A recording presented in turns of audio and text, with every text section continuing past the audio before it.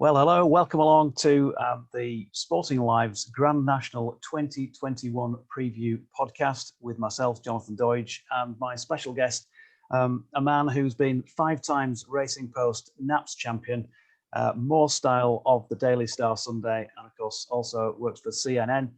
And this is Paul Jacobs. Paul, I feels like deja vu somehow, but welcome along. It's great to be with you, Jonathan, and for the greatest race in the world. Many people would say the greatest sporting event on an annual basis anywhere on this planet, and obviously is very close to my heart, originally coming from Liverpool. Whenever I go back there and I sort of get to the boundaries of Liverpool, you get sort of that tingle for the meeting of the Grand National on sort of the Wednesday night, going all the way through to Saturday. But the Grand National itself, Jonathan, is just something very, very special to me, and it's more than just a betting race. It's an experience. It is. It's just something a little bit different. Captured my imagination as a child with the Red Rum Crisp race. I've got to say, actually, that I used to live at the bottom of a cul-de-sac, and we used to build our own race course, dig the ditches. I can remember somebody, because it was the end of a cul-de-sac, people used it as a dumping ground quite often, and somebody brought a lot of conifers one year, so we actually created our own Grand National fences, but obviously had human races around it. So that is class. That's, just as a child, the sort of thing that me and my brothers used to get up with, up to locally in Leeds. And we've both got some great stories, I'm sure, from our love of the Grand National that might come out while we chat about the runners. Incidentally, folks, thank you for joining us. Thank you for watching. We've been asked to do this by Phil Evans of the North and Midlands Racing Club, and for a very good cause. So if you could find yourselves the Just Giving page for the North and Midlands Racing Club, then we will be supporting the Injured Jockeys Fund. And who knows, we hope there won't be, but there may be somebody who benefits directly from this this coming weekend. And we know of so many stories that the Injured Jockeys Fund has done great things with. So please do give generously. And hopefully we'll make you a profit from this, that you can stick a few quid more in as well afterwards. Who knows? Let's crack on then. From the very top for the 2021 Grand National. Now, you'll be able to tell me, Paul, because I know you're on the button with your research, exactly who's going to go and who's not. So forgive me, folks, if I mention a runner that you might already know is swerving the race. Santini could be a case in point. He's top of the weights, but probably not going to run. Yeah, I think they're still trying to find out what went wrong in the Gold Cup, which of course the previous year he finished second in. I've got a feeling that this will be his main aim this time next year. He's built for a Gold Cup. Good jumper, will stay all day long. So I think maybe if we do this again in 12 months' time, Jonathan, we'll be speaking about Santini then. We will speak quite confidently about a starter in Bristol de Mai, who's number 2 on the card, but probably going to carry will carry outright top weight of 11 stone 10 on the day. If the National was at Haydock and in the mud in November, he'd be a pretty short price. He's around about 28. Is that representing a bit of value, Paul, perhaps? Well, it is becoming, because he's drifted a little bit in the last week or so. I mean, if this was at Haydock in deep ground over the park fences, I don't think he'd be any bigger than 12-1, and he's £2 well in because of the compressed weights as well. You love the way he goes about his business. He still has that great enthusiasm despite a lot of hard races. 2 things I have on the negative side: all his biggest wins have come in small fields where he is dominated. It's going to be hard for him to dominate here on quicker ground. I have no qualms about him staying at 4 1/4 miles, but I just feel below him in the weights there's more progressive horses who we don't know how good they are. They're hiding their real talent under a bushel, whereas we know everything about Bristol de Mai. Yeah, it's all for everyone to see. Could see him running a really big race without quite being good enough to win under that crushing burden. I think Sunny Bay, a case in point of a horse who ran fantastically well. I backed him that day when Lord Galeen beat him. I think I backed him when Earth Summit beat him as well. That's heartbreaking, isn't it? And people say that weight makes no difference to horses. It's been proven that it does. And you can be the most strapping of horses. And Sunny Bay was an even bigger horse than Bristol de Mai is. And he was absolutely countering going over the Melling Road. And then the weight just told, or I suppose more specifically, Jonathan, the weight differential told. And, that's the problem with carrying a welterweight. Although horses carrying big weights in the Grand National have a really good record. Yeah, there ain't too many that actually win, or certainly in modern history, which is why I often think, poor old Red Rum. We always talk about 73 because he was the villain and nicked the race off Chris, and 77, which we've never seen anything like it and possibly never will again. But 74, surely his greatest performance under top weight to win that race. It kind of gets dismissed because it was the middle of the three. Great performance, wasn't it? Yeah, when he was placed as well, and it puts it into perspective about Tiger Roll and his crybaby owners, who once again this week have put out just an unbelievable quote saying, "Oh, we'll have to wait until he's 17 before he comes down the weights." And kind of aware, I think that brings racing in a way into disrepute. And I've been really surprised that the media, the press, online, on TV, on radio, haven't come down harder on the O'Learys, who have this impression that the Grand National and Tiger Roll is that, well, it's my ball, you can't play with it. And I think, quite frankly, it's pathetic. And I don't, criticism for the sake of criticism's sake, I don't think is worthy. But when it's constructive criticism, I think it's there to be handed out. And I just don't think we've almost like ignored them, like that they're being so sycophantic and stupid. But I think more should be said about this, to be honest with you. But certain people aren't prepared to put their necks on the line, which is a shame for the good of racing. Yeah, I'm glad you said that, because I wholeheartedly agree. I've had this conversation, in private a few times, and I can't believe that you get to the stage where you've got a horse who wins 2 Grand Nationals and you don't just, if he's not right, if he's not well, whatever, all the rest of it, horse welfare comes first. But he's just gone and won a race.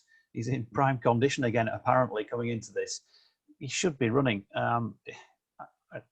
When you look back in history in 25 years' time, and they look at Tiger Roll won 2 Grand Nationals, and your grandchildren are saying to you, did he run in a third one? And you'll be going, well, no, there's this really ridiculous story that his owners wouldn't let him run because, and he ran in the Bowl, which, is a good race to win, but come on, it's not the Grand National. Let's move on, because we could probably discuss that one for quite some time. The Storyteller is number 3 on the card. It's about 25 to 1. He's a Grade 1 chase winner in Ireland, back at Down Royal, of course, in October. Second in the Irish Gold Cup to Ken Boy. He's got some classy form. He hasn't yet raced over anything like this trip, so will have stamina to prove. Conditions might be just about right for him. What do you think about the Storyteller? I think he's a superstar over fences and over hurdles. Great versatility, raced at the highest level. I actually think he's been crying out for a stiffer test of stamina.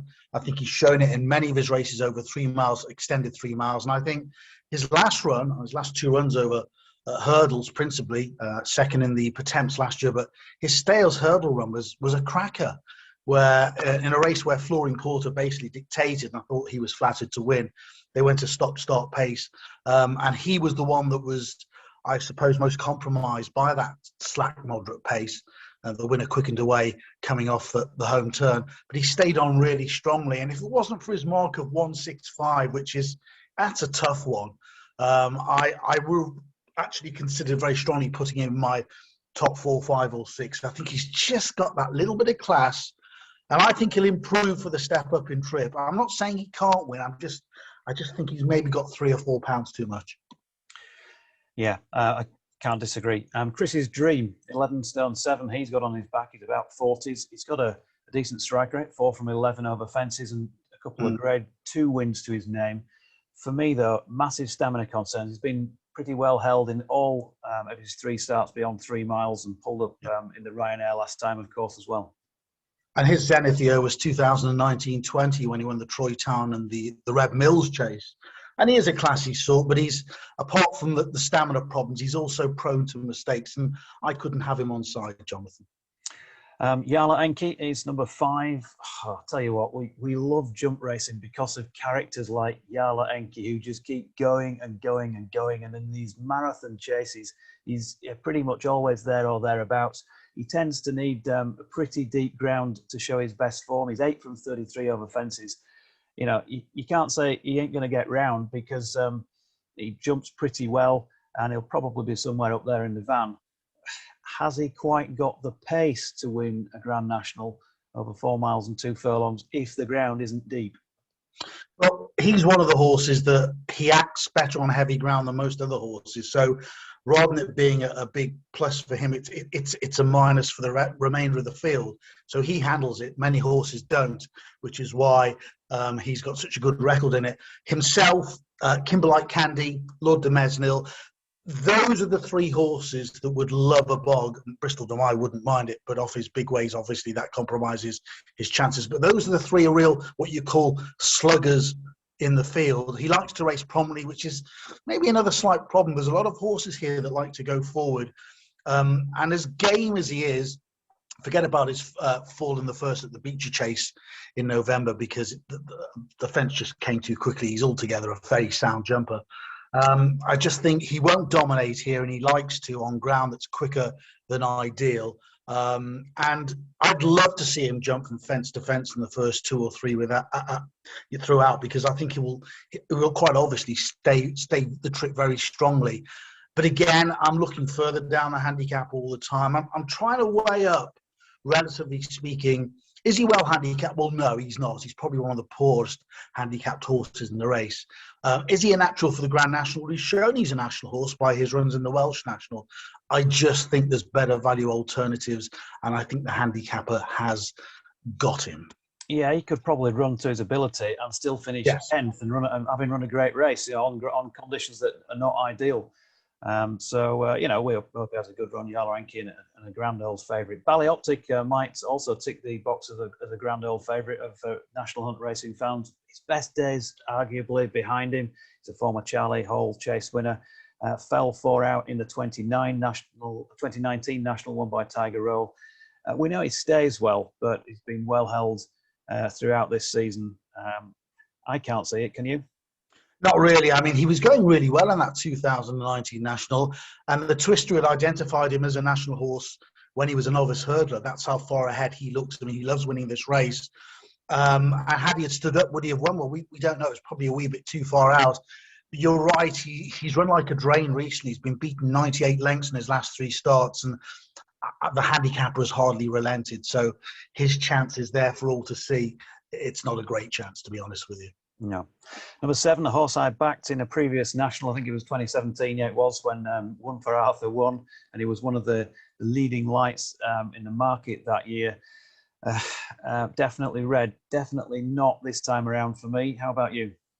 Yeah, neither for me. I think his best days are gone. His performances this season have been very, very moderate, and a shadow of the former Definitely Red, who's always been the apple of Brian Ellison's eye, 4th in the 2019 Beecher Chase, but it's been downhill since. And again, he would be a big, big surprise, even if he got in the first 10, I would have thought.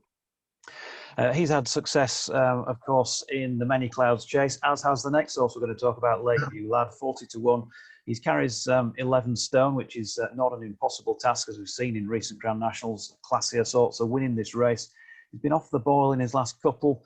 Not always the cleanest of jumpers either, and would probably want it bottomless to have his best chance. Again, he could run a reasonably good race, but finish sort of 10th. As far as I'm concerned, won't be carrying my money. Will he be carrying any Paul Jacobs, Dosh? No, he won't. And he's sort of in that sluggers brigade, isn't he, as well, that we mentioned before, Lakeview Lad, with a bit more class. He's run really well in several long-distance top-class handicap chases, especially at the Cheltenham Festival. I think it was the Ultima 3 years ago, where he stayed on from a long way back to be placed. I think he's too high in the weights, and he does clout the odd fence, and it's not just an irregular thing that happens. It happens every time he runs, which was a plus for him when in the Many Clouds Chase they took out the line of fences in the home straight, and he just basically tore the heart out of Santini. But there will be fences all the way around here, and that is the problem with Lakeview Lad. Yeah, and Nick Alexander on the record after one of his previous runs saying that he'd prefer a softer surface than what was described that day officially as good to soft in places. So you can tell Saturday, if they're aiming for good to soft ground, might still be a bit on the quick side. Absolutely. Won't be on the quick side for Burrows Saint, a former Irish Grand National winner from 2019. He'd like it to be lovely, good, fresh spring ground. He's a classy performer. If it does dry out in that last 24 hours, that's going to increase his chances. But I think his chances are reasonably good anyway, although we're going left-handed, of course, at Aintree. he won the Irish Grand National going t'other way around. Yeah, and there's 2 points to be made when we come to Burrows St. Jonathan. That's, first of all, is a key race when looking at this is the Bobby Joe chase when he was second to Acapella Bourgeois. And secondly, the watering of the Grand National meeting. We're never going to see a fast Grand National ever again because we are so concerned about the PR for the sport. And in a way, you can understand that. But it compromises the chances of horses that want good ground or even quicker. And Willie Mullins has said all along that Burrows Saint, the biggest factor with him is not maybe his weight, is not maybe the form he's in, he's so ground dependent. And he would be one of the horses that wouldn't mind it even faster than Genuinely Good. Now, of course, they're going to water. And sometimes you find on the Thursday, Friday, and the Saturday, Jonathan, of the national meeting, we get real spring temperatures, 15, 16, 17 degrees. It's not going to be the same this year. It's going to be 9, 10, 11, 12, 13 at the tops. So the ground won't dry out as much as we thought it would do after watering. And I think that hugely compromises his chances. I don't think he's particularly well handicapped as well. Although Woody's going to have him absolutely spot on, we know he's a maestro of his trade. Of those horses right at the top end of the betting, he's the one I'm quite easily going to overlook compared to the remainder. No, Burrows Saint then. What about Magic of Light, second behind Tiger Roll in 2019, 5 from 18 over fences. Jessie Harrington, you've got to love Jessie Harrington. I think she is right up there with the best trainers of a very good bunch over in Ireland when she gets the right sort of ammunition. And this is a likeable mare, and you just get the impression it's been all about this day on Saturday. Could you see her going one better? Well, you could see her running a big race, and she's a magnificent beast. She looks more like a colt than a mare. Plenty of substance about her physically. And we all remember, of course, the second to Tiger Roll in 2019. If you have a look at that video again, and, I press you to do so, she fiddled her way around. How she actually stood up, I don't know. She must have made 8 or 9 minor mistakes. And then, of course, she clouted the last. But she managed to find a leg on each occasion. I believe had she had got a lead into the final fence and jumped it, I thought she would have outstayed Tiger Roll. I've had an argument with several very good punters and pundits about this. But I think she wouldn't have won that race. I think she would have outstayed Tiger Roll. The difference between her and Tiger Roll is Tiger Roll was a brilliant, efficient jumper of the fence, got from one side to the other as quick as he could, brush through the birch, and he had a higher cruising speed than Magic of Light. And the other thing is she's £5 higher here, and I think her time may well have gone. Wouldn't surprise me if she hits the frame, but I wouldn't have her for a win bet. Okay. Number 11, Acapella Bourgeois, around about 33s and carries 10-12 for the great W.P. Mullins. 5 from 19 over fences. Conditions-wise, he's won on soft and heavy ground, but he has got a tick of a good ground win against his name as well. The Bobby Joe chase comes up again in his form figures. He was third in the 2019 Irish National behind his stable companion Burrows Saint. You could argue that he might be a little better going right-handed, but he has won twice at left-handed Navan. He's got a nice racing weight. I like Acapella Bourgeois. I think at the price, he represents a bit of value. What say you, Paul Jacobs? Yeah, you know, Jonathan, as well as I do, and everybody listening to this will be au fait with this. The bookmakers try and squeeze the price out of every horse 7 or 8, 9, 10 days before the race. And this is one of the few horses that remains, I think, a value priced at around about 33-1. That running the Bobby Joe as a cracker. As you say, 5 from 19 over fences. And he's very likely to race for a horse of his age. I think he's got a touch of class as well. And I also think he'll be suited by this thorough test of stamina. I haven't actually got him in my top 4, but he'd be one of those slightly left of centre outsiders that I couldn't put you off. I think he's got a really good chance. Yep. A bit of value about Acapella Bourgeois. Talk is cheap. Hopefully not.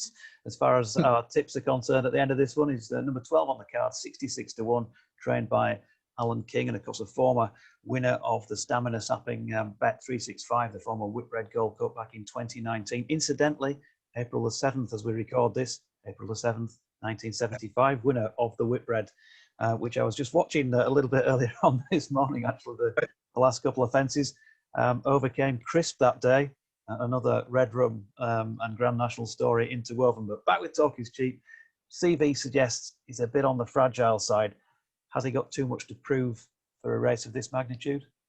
Well, Alan King has been tearing his hair out about this horse because he was so dominant in that race at Sandown in 2019. And he's just shown precious little since, although he works well at home. You can forget his run at Kempton in the old, well, I still call the Racing Post Chase, but it isn't now, of course, and it's the Betway, isn't it? But Kempton would never be his track, flat, sharp, turning, and he's better suited by this bigger gallop, and it could well pep him up.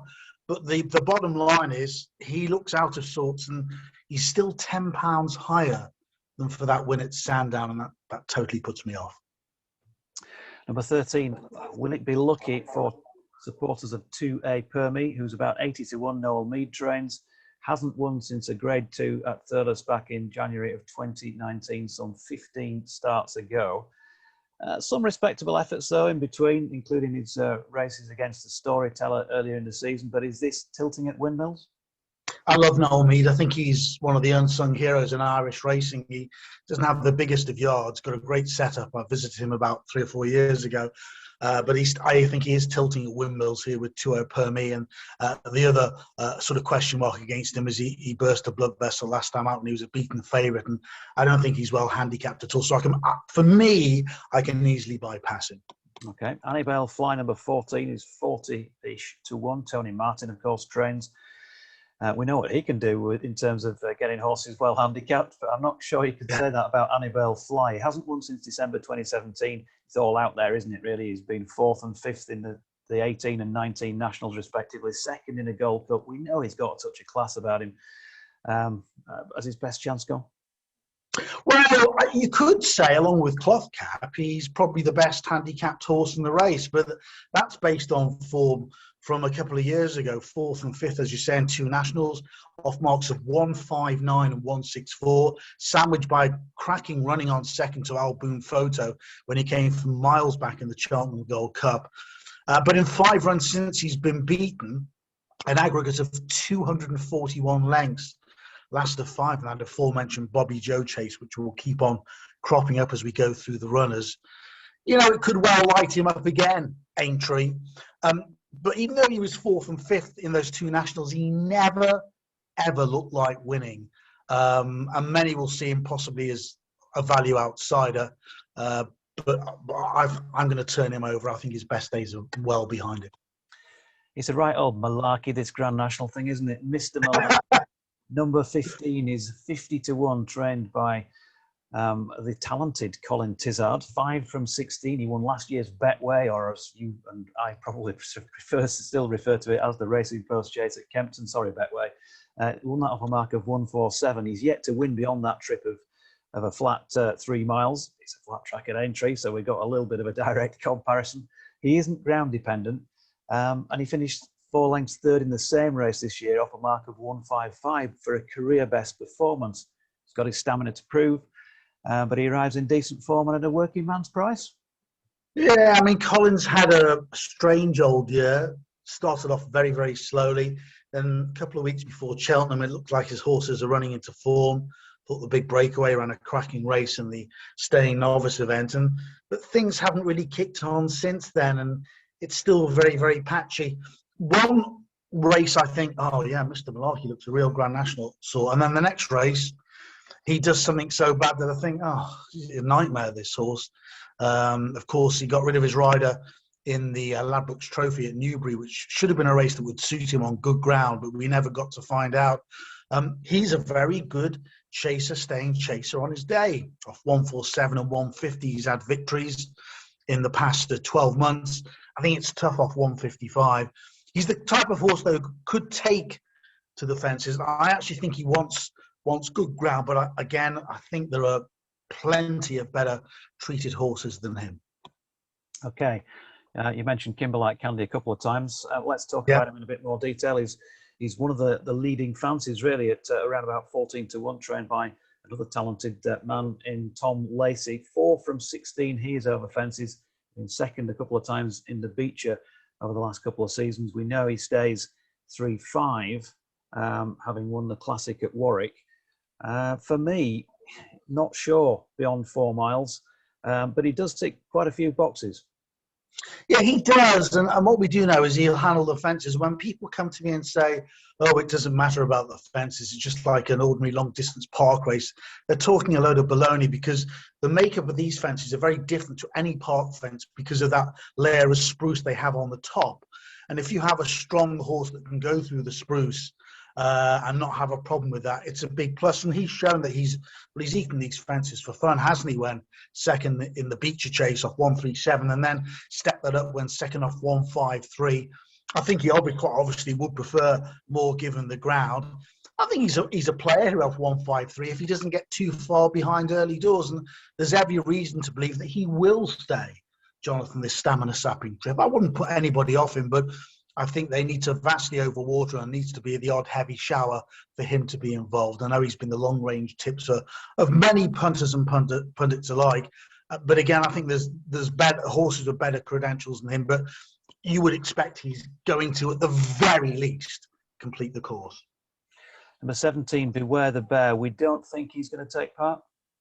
No, I think Nicky's going to send him to the Scottish National now. So he's been a moody horse this season. When he got himself tailed off at Ascot, I don't think he's a national horse because he tends to get behind in his races. Winner of the Ultima handicap chase a few years ago at Cheltenham, but I got a feeling he's either going to go to Ayr or he's going to go to Sandown.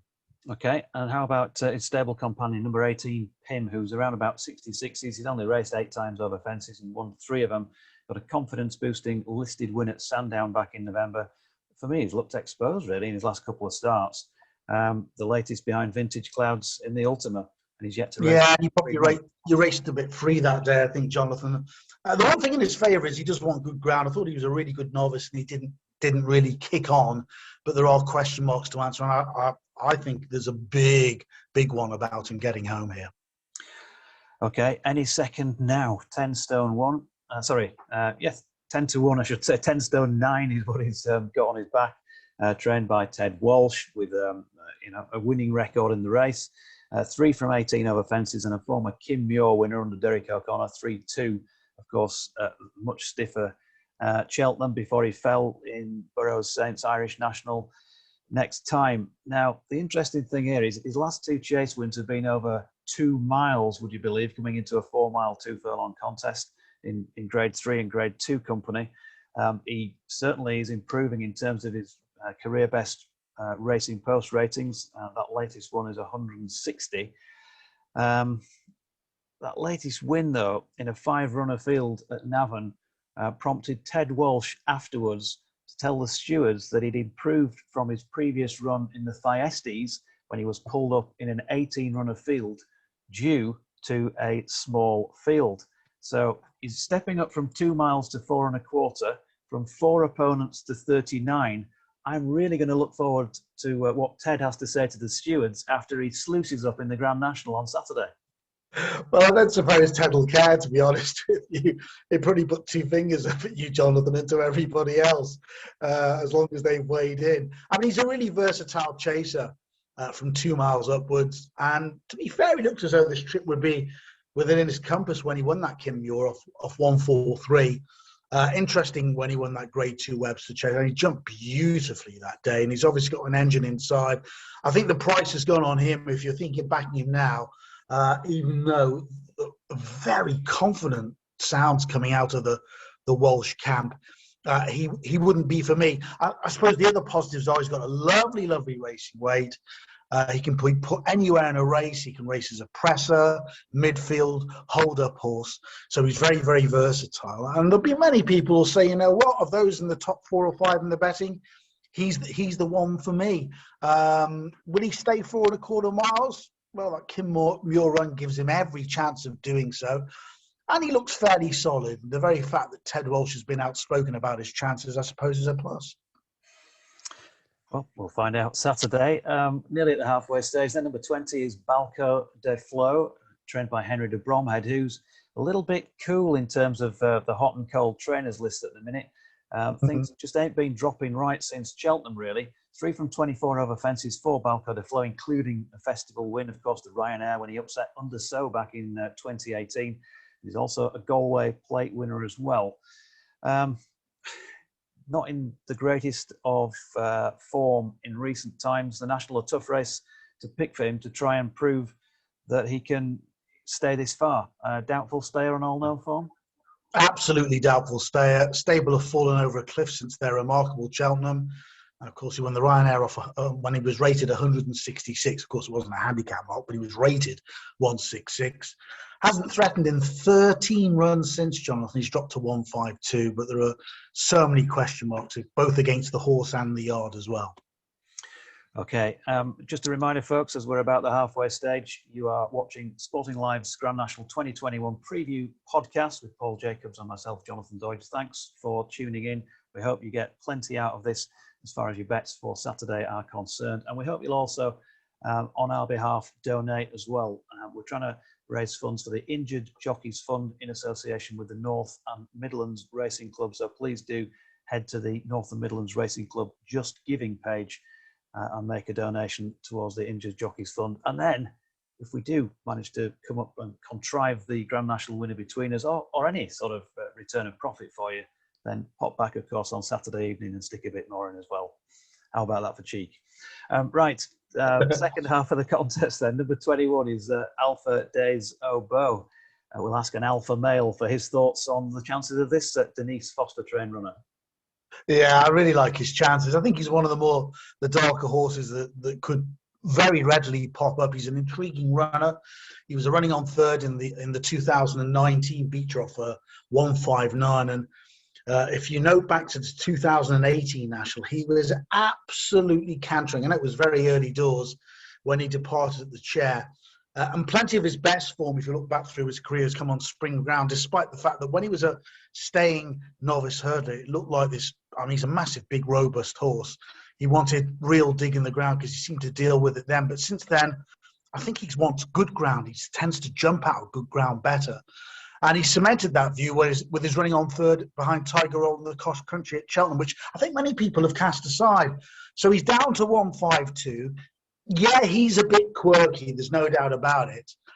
But he slightly reminds me, and we've had many quirky winners of the Grand National, as you know, Jonathan. He slightly reminds me of the 2016 winner, Rule the World. And I think if he gets to the stage where he's in that group, and we always tend to have a group of 8 to 10 horses as we go over the one after Valentine's and hit the Melling Road.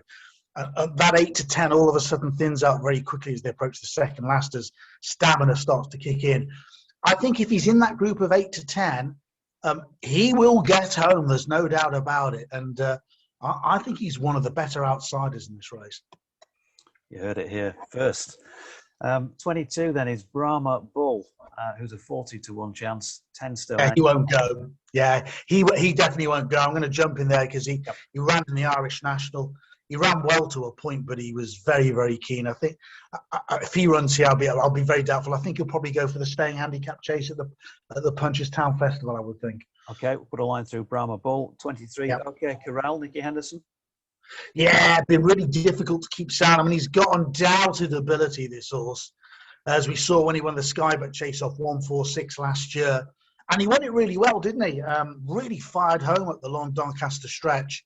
Jumps well. If he settles, you can see him popping away fence to fence. But he's £5 higher, and Nicky Henderson has just about the worst record of any trainer in a Grand National, which is amazing because he's got a really good record in the what we call the Topham chase, hasn't he? But I think this is a deep national, and he needs to have plenty of luck on his side. Ground's not a problem for him. I don't believe trip will be a problem, and he's fairly likely to race for a horse of his age. And many people will see him as a viable outsider, but he's not for me. Okay, one who has a decent national pedigree is Nikki Richards, of course, Father Gordon training Lucius, and my first winning Grand National bet, Hallo Dandy, to win in 78 and 84 respectively. Remember, Neil Doughty's right on Rhinus as well when he was placed, wasn't he? Once or so, certainly once, possibly twice. Taking Risks is the runner in question here, number 24, Scottish national winner, of course, of 2019 from a mark of 135. But comes into this at his ripe old age of 12 off the back of a career best with that Sky Bet chase win. I've got to say, I like him, especially on this spring ground. I could see him running a really big race. May not necessarily be good enough to win at this age, but I think he'll be there or thereabouts with a clear round. And there's many that will agree with you, Jonathan, because here's a horse, again, if I use the analogy of what happens after the Melling Road, if he's in that group of runners that has a chance, you know one thing, he is going to get home. He is going to stay every millimetre of the trip. And at the age of 12, he seems to be progressing, which seems a ridiculous thing to say. But winning that Sky Bet chase off 1.146, he just ground it out, didn't he? He just kept on galloping. As he may have been flattered somewhat because I think he had 2 or 3 non-stayers who went backwards as he went forwards. He quite obviously requires another career best to win this, but you could easily see him being in the first 6 or 8. And so when you look around at the different bookmakers offering odds and have a look at those that are offering the best place numbers, and there will be a couple of bookmakers that go 10 places in the National. So if you fancy taking risks, you need to have an each way bet with those particular layers. Number 25, Shattered Love, around about 50s, 10 stone 7. Denise Foster now has care of this one. 7 from 23 over fences, and he won the 2018 JLT at the Cheltenham Festival over 2.5 miles or so. Has won over 3 miles in Grade 1 company as a novice at Leopardstown. And her latest run was a very good effort to be third behind Colreevy in the Grade 2 Mares Chase at Cheltenham. For me, though, stamina is a massive concern. Yeah, and I agree with you. I mean, she ran well over 2.5. 2.5 is too short. 4 could be too far. I think her optimum trip is 3 miles. And all the best form is in small fields as well. So I've passed her over quite readily. Okay, number 26, Jet for Jesse Harrington. 4 from 32 over fences. 4th behind Delta Work in the Irish Gold Cup, but way short of that level since. Yeah, and he's been dropped into handicap company to try and enable him to find a spark again by Jesse. But he's been beaten an aggregate of 88 lengths on his last 2 starts over fences and hurdles. And I think he's a blatant non-stayer as well. Line through Jet then. Looking black for that one. The Jam Man. We don't think he's going to go. So No. Let's move on to 28. Lord Dumainil, who I like, I have to say. Richard Hobson trains, and we're talking about talented trainers, and they don't have to train thousands of winners to have talent. Richard Hobson would be a case in point. He can certainly do the job with the right ammo. Now, Lord Dumainil was aimed at the race last year, but of course the race wasn't run. I think that could be a blessing in disguise with another year on his back. He's an absolutely nailed-on, proven stayer. Yeah. I know what you're going to tell me about the ground, and I think, yes, it would enhance his chances if it were deep.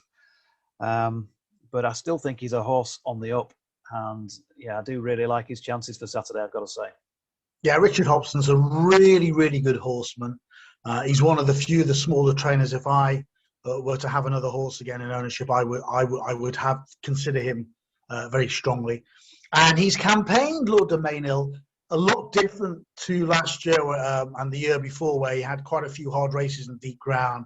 He comes here for a light campaign. As you say, he's a dour stayer. He's a strong galloper. He likes to race prominently, which I think will be in his favour. I don't think he's short of speed, despite all his best form coming on deep ground, as he showed when he won the Grand National Trial off 146. He's only £3 higher, which I think is fine for him. And if they do water liberally this week, which I think they will do, and the temperatures do stay very autumnal rather than spring-like as they normally are at Aintree, I think, again, he's one of the few horses at round about 28.33 that you would have a chance. I can see his price getting lower as the race comes along because this has been his sole aim, whereas there are 2 or 3 of those higher up in the betting, Jonathan, where this has very much been an afterthought, but this has always been the aim for Lord Dumainil, and I wouldn't put anybody off him each way. Yeah, those dastardly bookies. I can see him going off rather than 40s, more like 20s, something like that on the day. Just a little bit of support for him, and we'll just start to slash him, and we'll make it look like everybody's keen. And, yeah, we'll get away with 20s there. But I do really like him, I've got to say. So 29 is Potter's Corner, trained by Christian Williams, of course, winner of the virtual Grand National of 2020. He's won a couple of nationals himself as well, a Welsh one and a Midlands one. One of the few in the field who you can say is a nailed-on certainty to see out the trip. Again, he's another one who prefer it to be softer, but he has got a bit of form, a bit of previous on better ground. Thoughts on Potter's Corner? I think he's gone. I think he's gone at the game. He won the Welsh National 2019 off 138. He's shown absolutely nothing in 3 outings since over hurdles and fences. And the problem on top of that is that he's still £11 higher than for that Chepstow success. I can't even consider him at all. Line through Potter's Corner. Ruthless, the ruthless Paul Jacobs. Move on to number 30 then. Class Conti for Willie Mullins, 2 from 14 over fences. For me, yeah, I wouldn't be too surprised if he's still in that group of maybe 10 or a dozen or whatever you were talking about as they come towards the Melling Road second time around. Yeah, I think he actually has been crying out for better ground. Most of his best form has been given the ground, but that's because he's campaigned in Ireland. And you very rarely get spring ground there until you get to Punchestown Festival, and even then you probably don't get it as well. But he's not won since winning in April 2019, and the handicap has been really harsh on him. He hasn't really dropped him an awful lot, and I think he's the least likely of the Willie Mullins runners to be in the mix come Saturday afternoon. Okay, well, we might agree to disagree on that one then. I think absolutely nothing wrong in disagreeing. Absolutely. An Extreme Test might be right up his street. Milan native, another Denise Foster train runner, 33s and carrying 10.6. Won the 2020 Kim Muir. That's one of 2 wins out of 11 starts over fences. When he jumped well on that occasion, needs improvement from this mark, I think. And his only try beyond 3.2 was when he was pulled up in a Fairy House handicap chase over the same C&D as the Irish National. Is he going to get home? Yeah, well, big question marks about him. He's had 2 wind operations since that win at the Cheltenham Festival. Softer ground has always been his domain. And I suppose the other telltale sign, Jonathan, is he's been very weak in the market. I mean, many people when the weights came out touted him as a possible winner, but he's just drifted and drifted and drifted. I think he's as available as big as 40 to 1, and there are too many question marks over him now. Drifted like the Kontiki. Okay, the 32 is Disco Rama. Now, I know we'd both like to do a bit of a boogie. If maybe we nominated this one to win and he did so, given that you're obviously an 80s dance fanatic just like myself. But he's a 33 to 1 chance to win the Grand National in all seriousness. He's won just once from 10 starts over fences, but he's run some damn good races in defeat, not least when the Doidge cash was on him behind Le Broil in the 4-miler at the Cheltenham Festival back in 2019, when it was still a genuine 4-miler. Yeah. He wants it deep, doesn't he? And for me, even though he's a thorough stayer and ticks a few of the boxes, I think he's very ground dependent, and I just couldn't see him quite having the pace on good to soft ground. And that National Hunt chase really almost bottomed out Le Broil, who's seemingly not been the same horse since then, and you wonder whether it's the same with Discorama. The very interesting 2 points here is that Paul Nolan, a recent interview in the Racing Post, is very sweet on his chance, and he's been one of the big horses that's been backed in the last 48, 72 hours. I mean, he's been back from, I think, about 2 weeks ago. He was available at 50s. He's now down to 12, 14 to 1, isn't he? I think he's maybe 16s in a place. So this is one of the bigger gambles that's gone on the blind side. Being off the track for so long is not a problem. He's got a really, really good record when he's fresh. That one run was at Cheltenham over 3 miles and 3, where his rider reported he was very, very keen, and he was pulling his arms out for the best part of a mile and a quarter. So if Paul feels he's got him spot on and Paul knows his horse back to front, then there's no doubt he will improve on that. But I think this is a really good Grand National. I think there's plenty of strength in depth. And I think there'll be questions asked if he does win it. But you know what? I don't know any more about horses than Paul Nolan does. He's the man that is closest to the horse. And the fact that there has been such a big gamble on him makes you sit up and at the very least, consider him. Interesting. I just think he'll want it to be genuinely hock deep ground to have his best chance. 33. This one's carried my cash in the past around here. And he carries whatever he's got on his back pretty well around the track without really ever getting home over 4¼ miles. He is the modern day, the Pill Garlic, isn't he? Vieux en Rouge. He turns up every year. He's a loyal servant to the Aintree cause. He's been 7th in 2016, 6th the year after, 9th in 2018, 15th in 2019. It's good to see him back. He can't win it, can he? Doubtful. I mean, you know, he's a horse that you think will jump around again. He eats these fences for fun. And hindsight's a great thing in racing, isn't it, Jonathan? But he took advantage of a drop in the weights to win the Beecher Chase off 140, and he was very well handicapped. A lot of people wondering, well, does he still retain all his old ability? Does he still retain that love of the game? And he obviously did. But he then disappointed in the Welsh National off 144, and he's now up to 148 here. He'll jump around. He can't win, I don't think. I don't think he'll even be placed. If he's in the first dozen, I think that'll be another tremendous run around these big fences for the old boy. Now, the jockey who's ridden him, certainly, probably in all of those, I've not got the records in front of me, Tom Scudamore, understandably steps off and is on the Grand National favourite, who is next on our list to discuss, number 34, Cloth Cap. He's very short at 4-1. He's carrying just the 10 stone 5. Trained by my all-time sporting hero in JJ O'Neill, who had a terrible, terrible record as a pilot around Aintree, but has done rather better as a trainer. Now, Cloth Cap's won 4 of his 11 chases. Of course, he's owned by Trevor Hemmings, and we know what great links he's got with the race as well. We know that he'll stay, or we think he will. He's done the 4 miles of the Scottish National. Conditions-wise, he should be fine, and he's a horse who really is on the up with that Ladbrokes Trophy win, the win at Kelso last time. He appears to be thrown in, but do handicap marks matter that much, or is it more about other factors when it comes to winning the Grand National? I think they matter, Jonathan, but I don't think they're the be-all and end-all. We've seen many a horse that's well in totally blow out in the Grand National, and that's because the National is different to any other race. Forget about the fences have been modified. There are no other races in the calendar before the Grand National where you have 39 rivals, where you need the luck in running, where you don't want a horse falling in front of you or stopping in front of you, where you don't need a loose horse making inroads in your pathway, where you don't want to be buzzed up by other horses flying off and your horse running very, very free.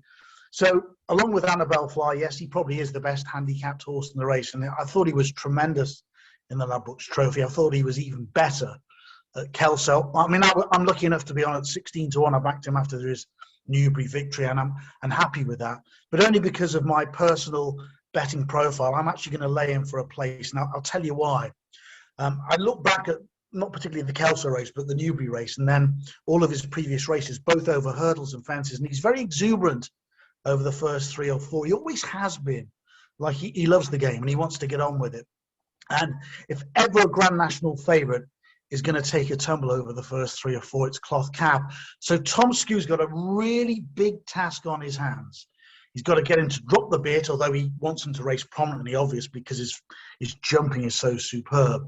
But if he races with the choke out too freely and he overjumps one of those first 3 fences, not necessarily the big ditch the third, but the first or the second, I know it's probably a bad thing on my part to see, but I can see there's a chance of this happening. He could well be eating the Aintree turf, and that's my one worry with him. So partly because I'm on him at a price, but partly because that scenario worries me, rather than lay him to win, the way to have him, and if anybody else is on at the price I am, I'm sure plenty of people are after the Newbury contest, the way to save on him, I think, is to lay him for a place, which I think will be around about 7-4 on the day. If he gets round, I can't see him being out the first 3 or 4. I think he will stay, even though he has the revs out all the time. But the way he pulled away from 2 smart stayers over the last 2 fences of the Ladbrokes Trophy says that he will stay. And of course, we don't want them to overwater too much at Aintree, but he's the genuine Grand National article here. But there's more to him than meets the eye. Yeah, he's got to have a great chance. It's just from a value perspective, there is no value. That's yes. gone. But we could quite easily be seeing him dotting up in the big race on Saturday, given that he appears to be so well handicapped. It's almost too good to be true.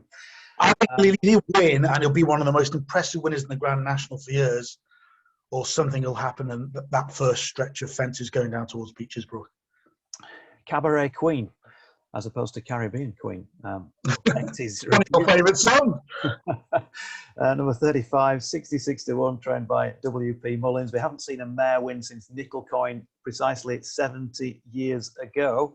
She's a pretty good one. She just about stays 3 1/4 miles, but for me, she's got plenty to prove. Yeah, she is a really good mare, and she's raced in some really good handicaps. Good ground's not a problem for her. She's £6 higher than for her last win. She was outpaced predictably in the mare's chase at Cheltenham. She never really had a chance there from halfway. But again, there are question marks about her staying. The ground is a big plus for her. She wants spring ground.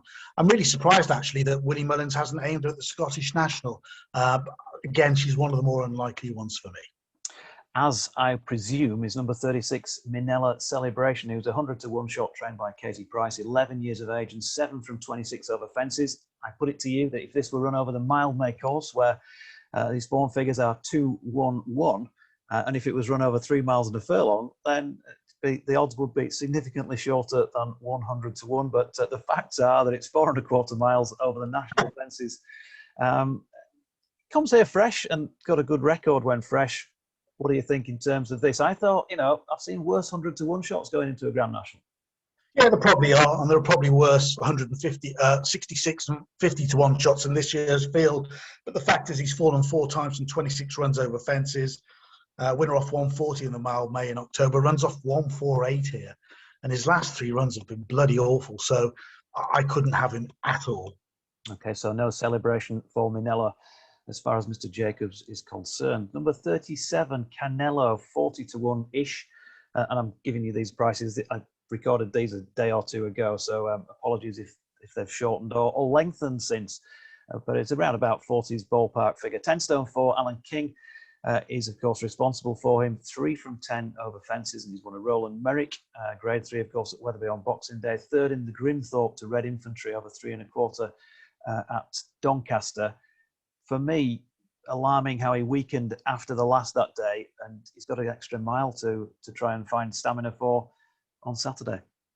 Yeah, and after that Roland Merrick, you thought, here's a young improving horse, unexposed, that could make up into Grand Nationals, but that form has fallen down. And yeah, I was hugely disappointed with his run in the Grimthorpe off a mark of 147. And interesting to see if Kingy here tries and puts maybe blinkers or a visor on him. Cheap pieces work for him, and maybe needs something just to sparkle him. I know Alan thinks he is still a Grand National horse, but he's now got an awful lot more to prove post Doncaster than he did post Wetherby for me.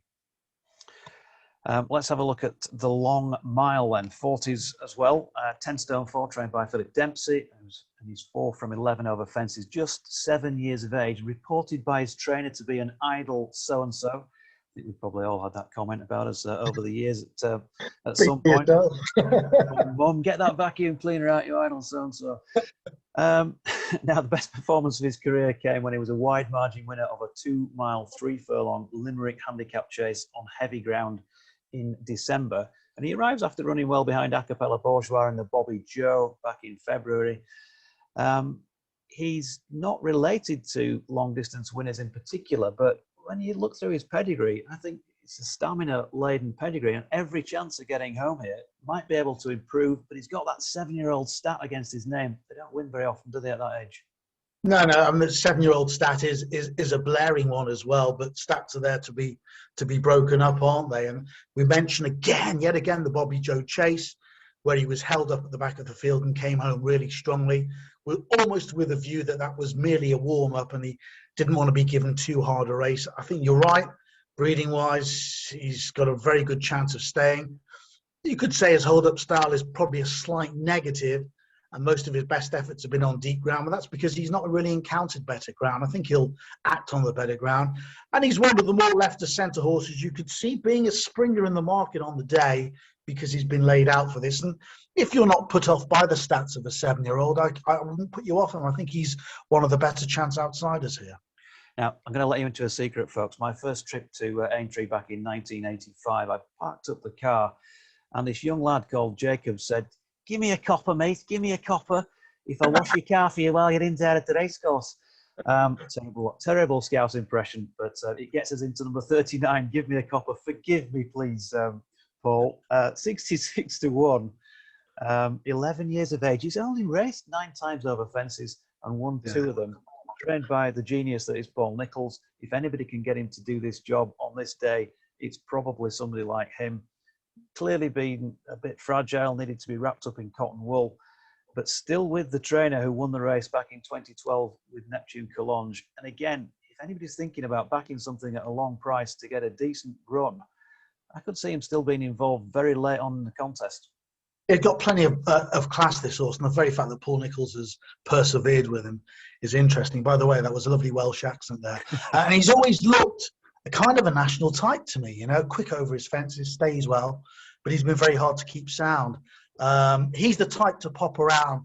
I think he'll probably stay, to be honest with you, and I think good ground is a plus with him, and racing fresh is also a plus. Has his best chance gone? I don't really know, because of Paul Nicholls held him in such high regard. And again, you could see he's an outsider that could outrun his price. Of course, Neptune Collonges was knocking on when he won it. So, older horses and all that, he knows what to do. So, number 40, Farclas, 33s. He's only got the 10 stone 3 on his back. Again, he's got the 7-year-old stat to overcome, and he's only raced 7 times over fences, but won 3 of them. He's a former Triumph Hurdle winner. And we're going down that route, as you can probably guess, of stable companion Tiger Rose, a former Triumph Hurdle winner, going on to win 2 Grand Nationals himself. That was a good effort, wasn't it, behind the well-handicapped Shunter over 2.5 at Cheltenham last month.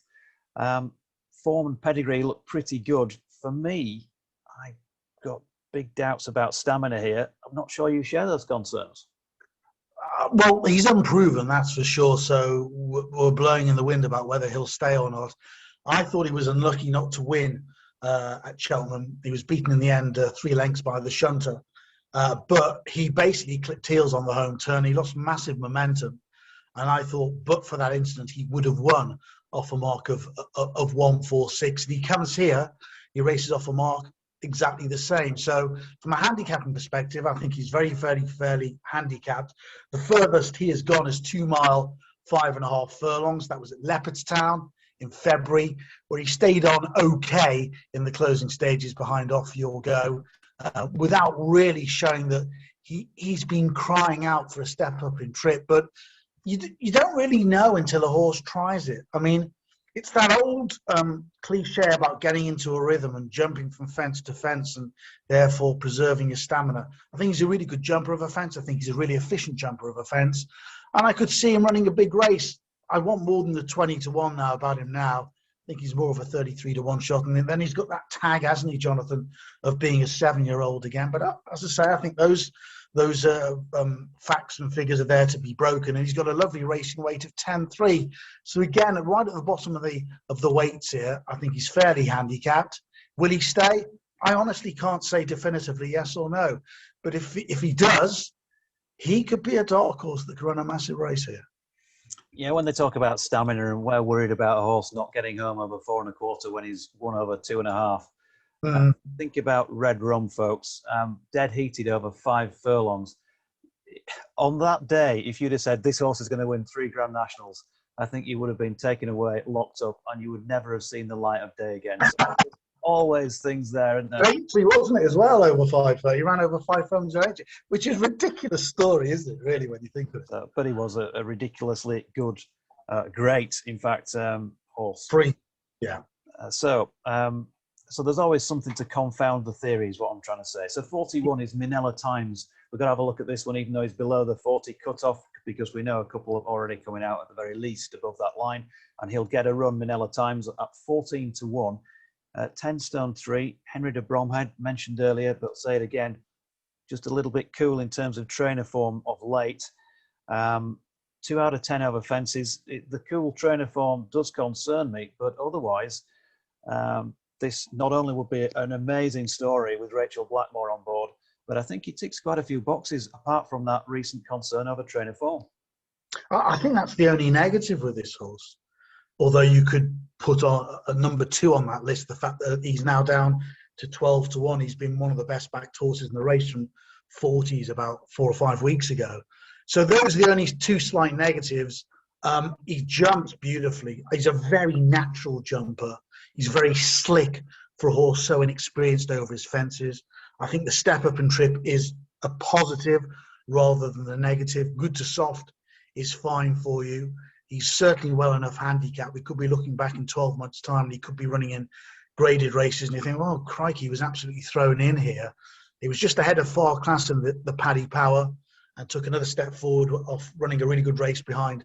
Off you go off 140 as well, a race we've already mentioned with Far Class as well. And he shapes as if he is a definitive national horse. So as long as the form of the stable doesn't have an impact on him, I think he's a massive player here with a clear round. I just think his price has gone. Although if anybody had say to you, Jonathan, right, I'm going to give you a 12 to 1 winner in any of the race, you'd grab it. But of course, this is the Grand National. Yeah. And let's pop down to number 50, Secret Reprieve. We're still not sure whether he gets in or not. But if he does, it would certainly interest me at around about 16 to 1.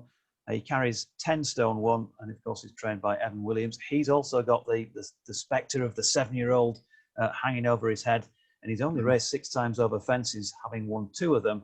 And of course, we know all about his stamina, having won the Welsh National on deep ground. His full brother, who ran on Easter Monday at Chepstow, his 3 best Racing Post ratings have been on sort of good to soft ground. So there's a possibility that he will handle these conditions if he gets a run. He's on the up. It was a little bit of a second thought by the sound of things by Evan Williams to run him in this, but he's not out of it if he gets in. No, he needs 3 to come out at the 48-hour stage. We're actually doing this podcast on the Wednesday morning, so we'll know on Thursday at 11 o'clock-ish whether he's got in or not. And he was exceptional in the Welsh National. I don't think it was a great renewal of that Chepstow contest, but he simply cantered through the race. Again, he's not an exuberant jumper. He's quite good at his fences. He's quite economical, which is what you want. I remember walking the course with Jenny Pittman many years ago, and she says you need a popper in the National. In other words, you need a horse that gets nearly under the fences and just pops over them and takes the spruce away. And of course, I'll mention again, Tiger Roll was the perfect Grand National horse from that point of view. And Secret Reprieve does that as well. Extra yardage shouldn't be a problem. And even though he's short on experience in a 7-year-old, if he gets in, I think he'll start in the first 3 in the betting. I think he'll start a single figure price. I believe he's available at 12 or 14 to 1 in a couple of places as we conduct this podcast. So if he gets in, yeah, he's a player, and he's one of about 3 or 4 in the race who are still thoroughly unexposed, and we simply don't know how good he is. So yeah, if he gets in, I wouldn't put anybody off him for sure. Anything else that you want to mention below the top 40 other than Manila Times and Secret Reprieve? No, nothing really. I think they're the 2 most obvious ones, to be fair. And I think when you do a podcast like this, Jonathan, I think the biggest thing is that normally if I was going there and in the press room, every different press man and woman would have a different view on the race. And then everybody on the race course themselves of the 60,000 would have a different view as well. And that's the beauty of the Grand National, you know. You can never be sure how a horse is going to take to the track, take to the occasion. Of course, the ambience, the atmosphere has been taken out of that somewhat. So if you've got a really sort of nervous horse, that won't come into play as well. But every single Grand National, there is always at least one horse who you think won't stay, won't be suited by the track, won't be suited by the ground, isn't well handicapped, that sort of confounds that situation and basically runs well above the way you think. So, you know, whatever we've said on this podcast, don't let it put you off a horse that you, for whatever reason, fancy and you think will run well at a price. Because that's the way racing as a whole works, doesn't it? You know, we can have a panel of 10 people, of jockeys, trainers, the best pundits around, and they could still not find a horse in the first 4. And that's the Grand National for you. Yeah, what a race. It's captivated both you and I since we were kids. Yeah. I don't know exactly the facts on your age, but we're obviously of a similar generation, shall we say. Yeah.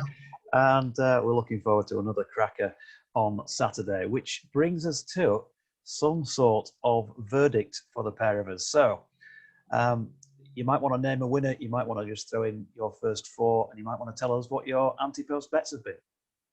So my anti-post bets, and I always like to be transparent on this when you do a podcast, because people say, "Oh, you didn't tell us," you're sitting on the fence. So I've backed, as you know, Cloth Cap at 16-1. I'm going to lay him for a place on the day.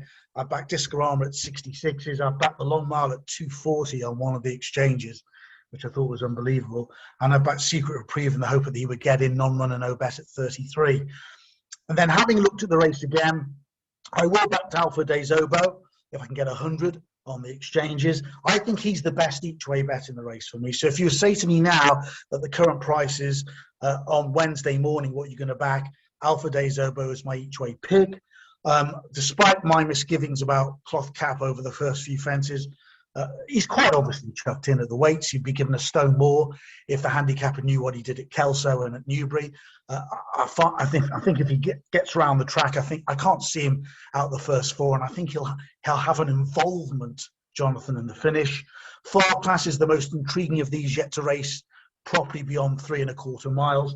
And Manila Times is so unexposed and looks a perfect Grand National time, but I can't leave him out of my four, even though I think at 12-1, I think his price is gone. I mean, if he was still a 20-1 shot, he would almost be my selection for the race. But at 12-1, just a little bit too slim for me. So Alpha Dei Zobo, I'm still going to back. Cloth Cap, Farclay, and Manila Times would be my four. Okay, and for yours truly, I also like Manila Times. I think you could tell when I introduced that one, it would be a fantastic story if Rachel Blackmore could come home in front on board. Also, I think Alpha Dei Zobo is a cracking price, and I will be on. I'm not yet, I have to say, and in fact, I haven't had an anti-post bet at all on the race. I can tell you a story about that. Lord Dumainhill, Lord Dumainhill. I'm a big fan of. Yes, I would love to see a bit more rain before the weekend, but I think he's got a cracking chance, and he's a much bigger price than Cloth Cap, who also is very hard. It's impossible, really, for me to exclude him from my top four. So Lord Dumainhill, Cloth Cap, Alpha Dei Zobo, and Manila Times. And those thinking, Doidge, you've mentioned a few others on there. Certainly wouldn't put you off if you're thinking about small stakes plays on a couple of others, the likes of taking risks, and also give me a copper. And if Secret Reprieve gets in, I'd probably be having a little bit of something on him as well, because I do think that he, is not without a chance if he makes the cut. Yeah. So that's about 19 of them for you there. And the other thing is, Jonathan, like we'll read and we'll hear quotes between now, Wednesday morning, and Saturday morning, and even the hours and the minutes up to the race, and our minds could quite easily change, and the weather forecast and how the watering has affected the track. And even for the real hard-nosed professional punters who make the living out of the game, even they are susceptible to a change of mind. Really interesting. I read the column of Graham Cunningham this morning on sportinglife.com, and Graham's one of the shrewdest in the trade, and he's really sweet on Manila Times, and you can see why. But I think he would have been sweeter on Manila Times if he'd have backed him 2 weeks ago at 25, 33-1, and even he will change his mind, and several really clever people who know the game would, and actually the top professional punters would probably even say to me, well, why are you even having a bet in the Grand National? Because you could have a bet at one of the shoulder meetings on Saturday, and a 5-1 winner of a 10-runner handicap is better than backing Cloth Cap at 4-1 and a 39-runner rumble at Aintree. But we do it because we love the race. It's the people's race. And you know what? We want to be involved. Yeah. I suppose the bottom line is keep your stakes to a level where you can afford it, and just enjoy what is one of the greatest spectacles, sporting-wise, on God's earth during the 365 days of the year. Yeah, we want to back the winner. I haven't had an anti-post bet on the Grand National since Los Stragone, who I'd backed at something like 50s, 33s, 25s, 10s, and 12s or whatever on a rise to being Grand National favourite, was pulled out of the race 48 hours notice with equine flu in whatever year that was, trained by Thomas.